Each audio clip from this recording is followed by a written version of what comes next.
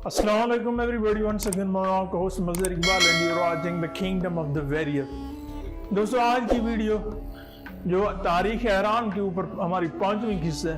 आज की इस वीडियो में हम सासानी सुल्तनत के ऊपर बात करेंगे। दोस्तों सासानी सुल्तनत चौथी ईरानी और दूसरी फारसी सुल्तनत थी जो 226 ईस्वी से लेकर 651 ईस्वी तक कायम रही। सासानी सुल्तनत का बानी उर्द शेर अव्वल था जिसने पार्थिया के आखिरी बादशाह एरतबानोस चहारों को शिकस्त देकर सुल्तनत की बुनियाद रखी थी, जबकि आखिरी सासानी शहनशाह यज़दगर्द सोम था जो 632 ईस्वी से लेकर 651 ईस्वी तक किंग रहा, जो दीन इस्लाम के बढ़ते हुए कदमों को रोकने में नाकाम रहा और ईरान सुल्तनत इस्लामिया का हिस्सा बन गया। दोस्तों ये ईरान में इस्लाम आने से कबल आखिरी सुल्तनत थी ईरान की। सासानी सुल्तनत मौजूदा ईरान, इराक, आर्मीनिया, अफगानिस्तान, तुर्की और शाम के मशरकी हिस्सों, पाकिस्तान, कफकाज, वस्त एशिया और अरब पर मुहित थी। खुसरो सानी जो 590 ईस्वी से 628 ईस्वी के दौर में वो किंग रहा, मिस्र, उर्दन, फलस्तीन और लेबनान भी सुल्तनत में शामिल हो गए। सासानियों से ईरान की तारीख का तीसरा दौर शुरू होता है जो शानदार भी है और सही मानों में तारीखी भी है। इस खानदान की इब्तदा उर्द शेर उर्बगान से होती है जिसके बाप का नाम बाबक और दादा का नाम सासान था। सासान अस्सखर के एक मंदिर का पुजारी था।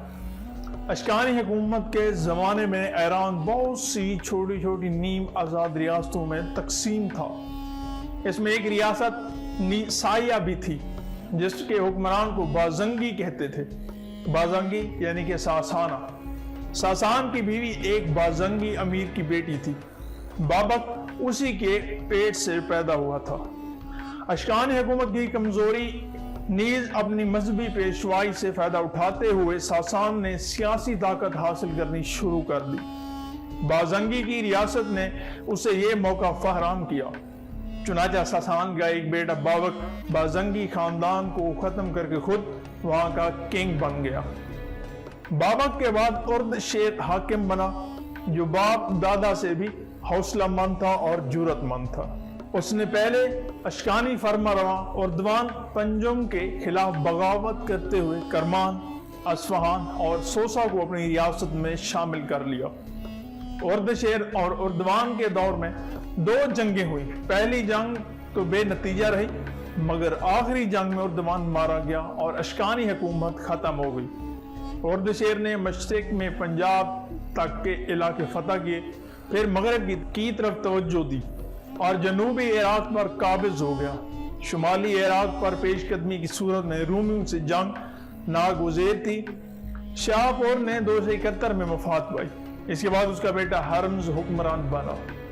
हर्मज ने कल 1 साल हुकूमत की, टोटल 1 साल। उसके बाद उसका भाई हुक्मरान हुआ।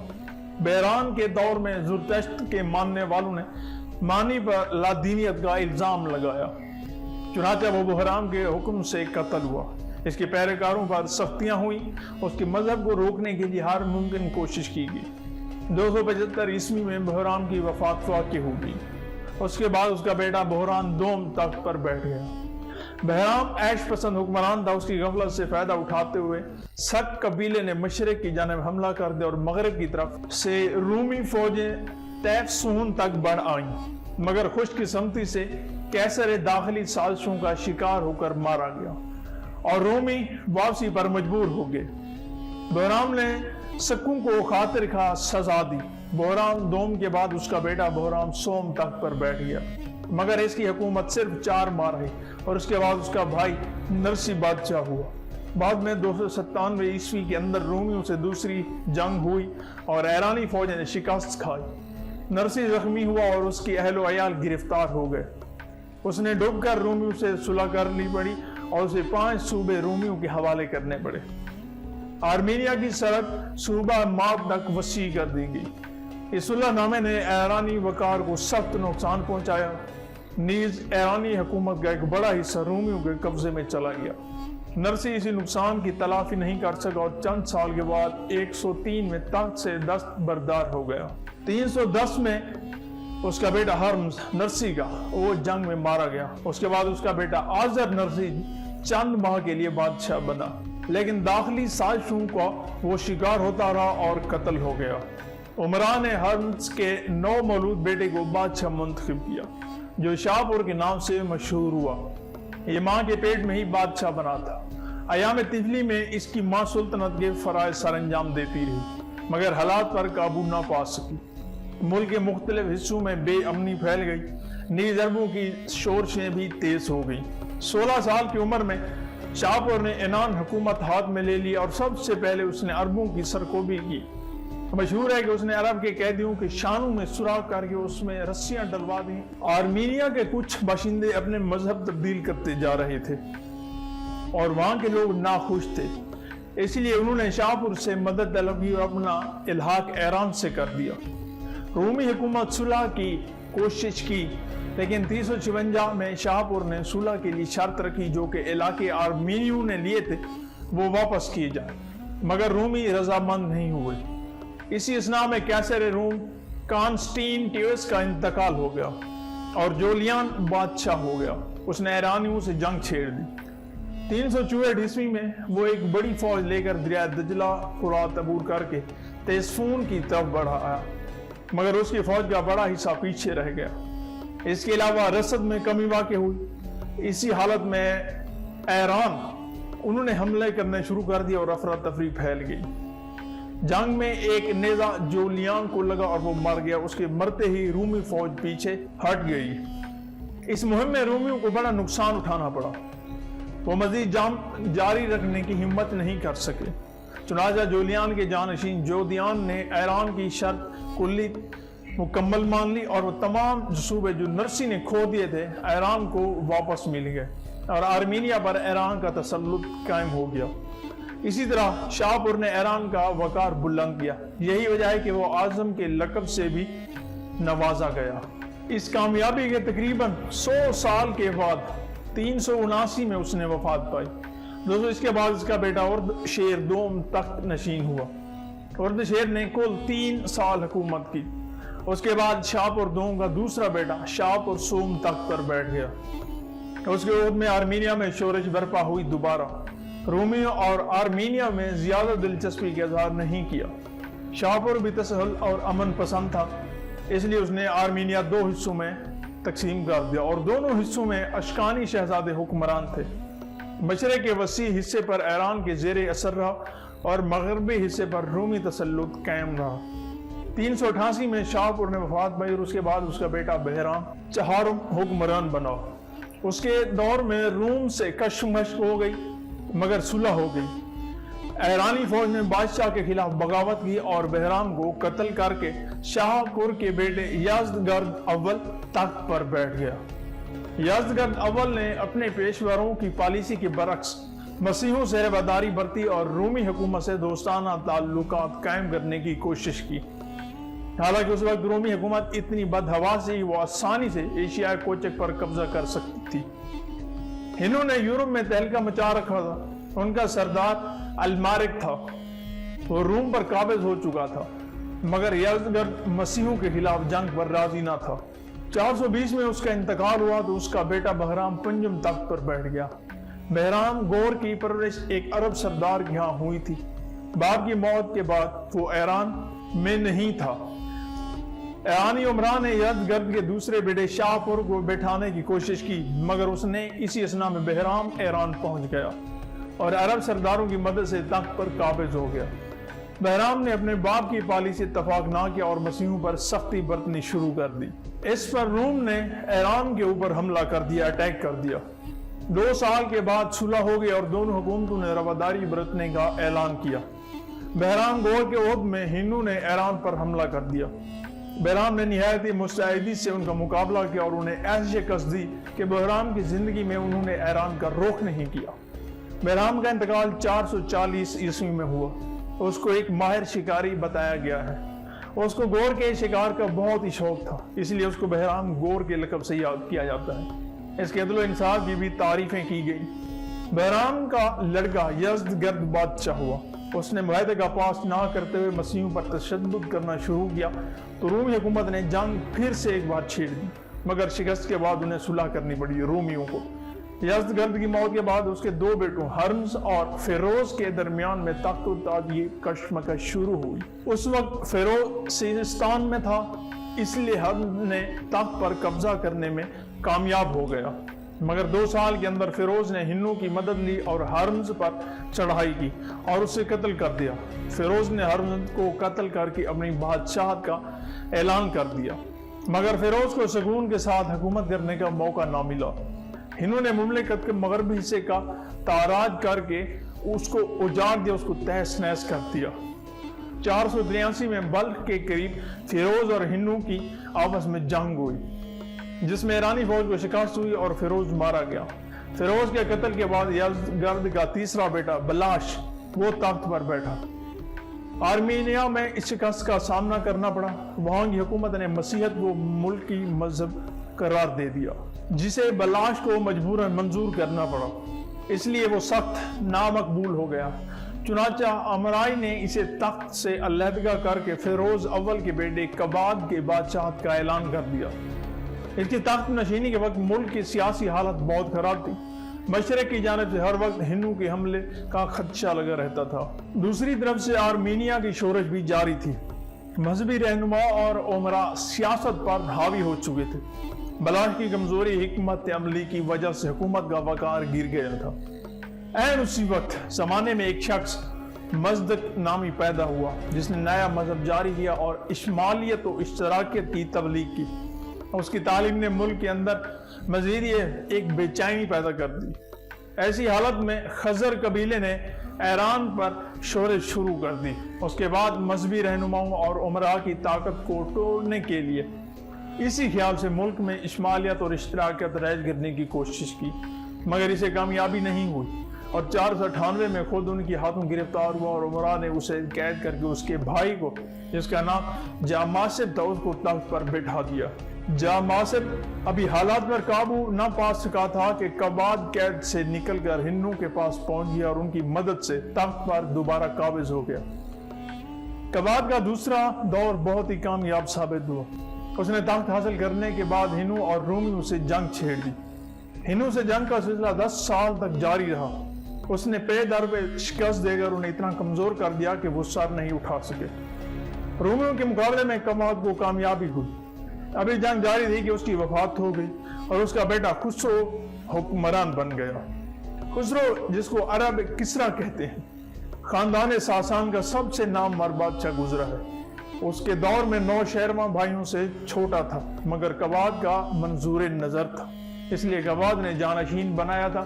پھر بھی کباد کے 2 بیٹوں کاؤس اور جیمز نے تخت کا دعویٰ کیا تھا، مگر ان کو ناکامی کا منہ دیکھنا پڑا. نوشیروان نے انہیں بلکہ خاندان کے اکثر شہزادوں کو قتل کرا دیا تاکہ سلطنت کا کوئی اور دعوے دار باقی نہ رہ سکے. اس کے عہد تک مزدورکیت ملک کے اکثر حصوں تک پھیل چکی تھی. اس نے ملک میں بے چینی پیدا کر دی تھی. نوشیروان نے مذہبی رہنماؤں کو خوش کرنے کے خیال سے مصدوق اور اس کے 1 لاکھ پیروکاروں کو قتل کرا دیا. اس کار خیز کے بدلے میں اس کے ہم مذہبیوں نے اسے عادل یا داد گرد کا خطاب دے دیا. داخلی سیاست سے نجات پانے کے بعد نوشیروان نے رومی سلطنت کی طرف توجہ دی اور 533 میں قیصر روم جسٹین کے ساتھ ایک معاہدہ کر لیا. اس معاہدے کے تحت رومی حکومت نے ایک بڑی رقم دینے کا وعدہ کیا، جس کے بدلے میں نوشیروان نے دربند اور کوہ کاف کے دوسرے قلعوں کی حفاظت کی ذمہ داری لے لی. مگر چند سال کے بعد ہی نوشیروان نے رومیوں سے جنگ چھیڑ دی. رومی حکومت ہنوز کی جنگ کے لیے تیار نہیں تھے، چنانچہ اس نے تاوان جنگ اور بھاری خراج کی بھاری رقم پیش کرتے ہوئے صلح کر لی. مگر یہ صلح بھی زیادہ دیر نہ رہ سکی اور لازیکا کے مسئلے پر جنگ چھڑ گئی. یہ جنگ 562 عیسوی میں ختم ہوئی.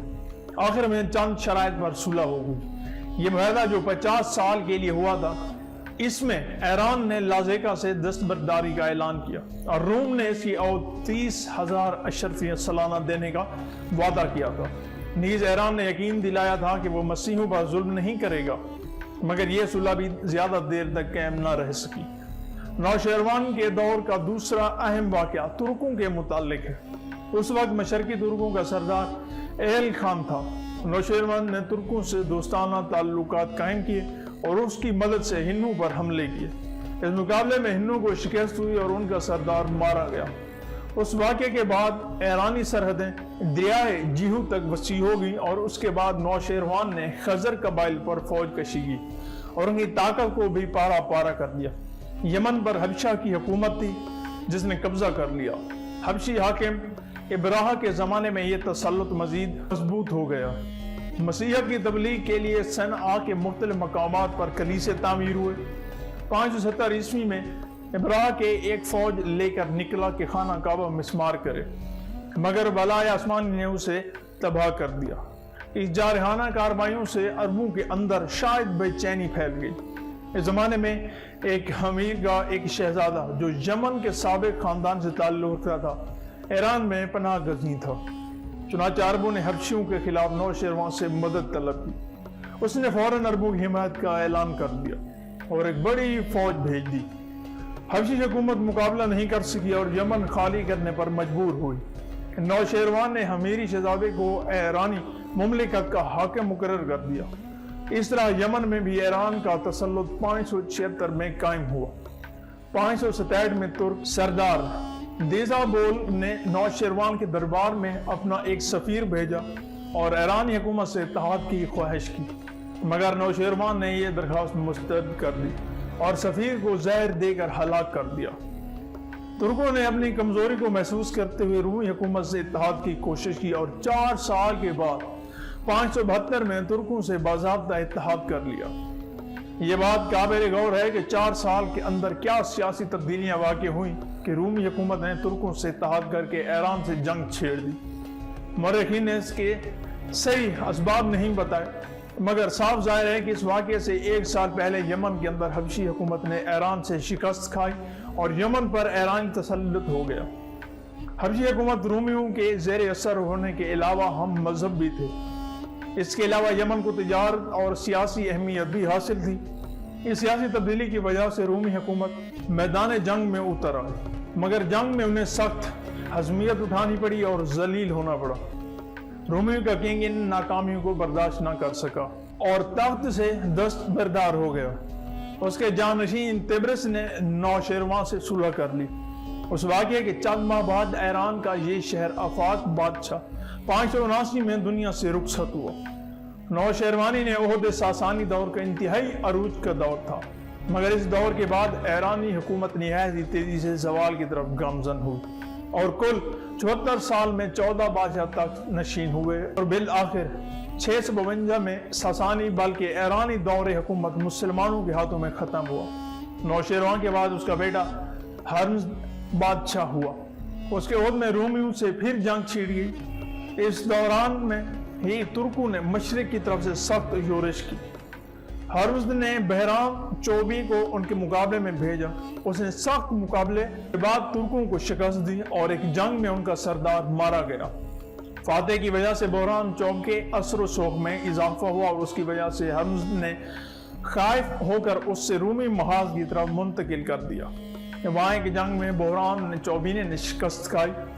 ہرمز نے اس بہانے اس کے اختیارات کام کرنے کی کوشش کی تو بہرام نے بغاوت کر دی اور بادشاہ کو گرفتار کر کے قتل کروا دیا۔ کچھ دنوں تک حکومت کی باغ دوڑ اسی کے ہاتھ میں رہی، کیونکہ نیا بادشاہ رومی سلطنت کی طرف بھاگ گیا اور کیسار روم سے مدد لے کر ایران واپس آیا۔ خسرو پرویز ہرمزد کا بیٹا تھا۔ وہ رومیوں کی حمایت سے تخت نشین ہوا تھا۔ اس طرح روم کو ایران مداخلت کا موقع مل گیا۔ خسرو اپنے محسن کیسر روم مورس کی زندگی میں خاموش رہا۔ 604 عیسوی میں مورس کی وقت کے بعد فوکس کیسار روم منتخب ہوا۔ خسرو نے فوراً جنگ کا اعلان کرتے ہوئے رومی علاقے پر حملہ کر دیا۔ یہ جنگ خسرو کی موت تک جاری رہی۔ 627 میں دست گرد کے مقام پر رومی بادشاہ ہرکل نے خسرو کو آخری شکست دی۔ خسرو میدان جنگ چھوڑ کر بھاگ گیا۔ ایرانی عمرا نے ان ناکامیوں کو خسرو کی ذاتی کوتاہیوں پر مجہول کرتے ہوئے اسے تخت سے اتار کر قتل کر دیا۔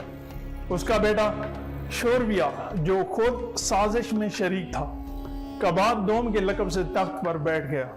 خسرو پرویز ساسانی خاندان کا آخری فرما روا تھا اور وہ ایک حوصلہ مند حکمران تھا، مگر عیش و عشرت پسند تھا اور مغرور بھی تھا، اس لیے عظیم انشاء ملاحات تعمیر کروائے اور عیاشیوں کے لیے وافر مقدار میں سامان مہیا کیے۔ مشہور ہے کہ اس کی بیویوں کی تعداد 3000 تھی۔ خسرو وقت کا اہم واقعہ عربوں کے لیے آویزش بھی ہے، جس کا تعلق اسلام سے بھی ہے۔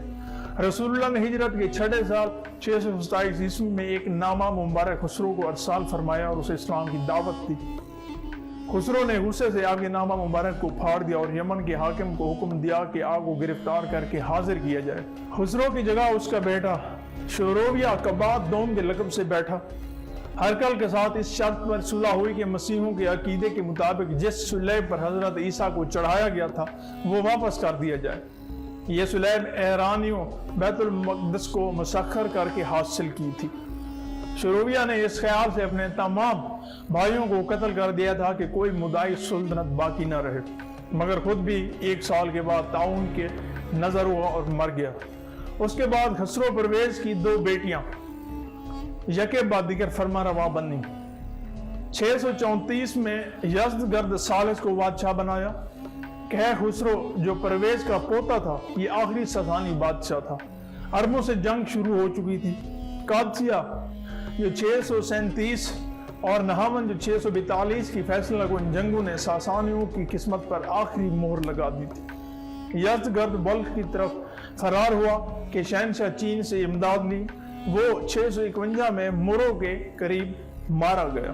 امید کرتا ہوں کہ ایران کی تاریخ کی یہ جو قسط تھی ساسانی سلطنت، اس کا پہلا پارٹ آپ لوگوں کو اچھا لگا ہوگا، پسند آئی ہوگی۔ اگر ویڈیو اچھی لگی تو ہمارے چینل کو سبسکرائب کر دیں، ساتھ میں بیل آئیکن کو بھی پریس کر دیں۔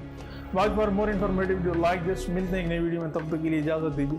اللہ حافظ۔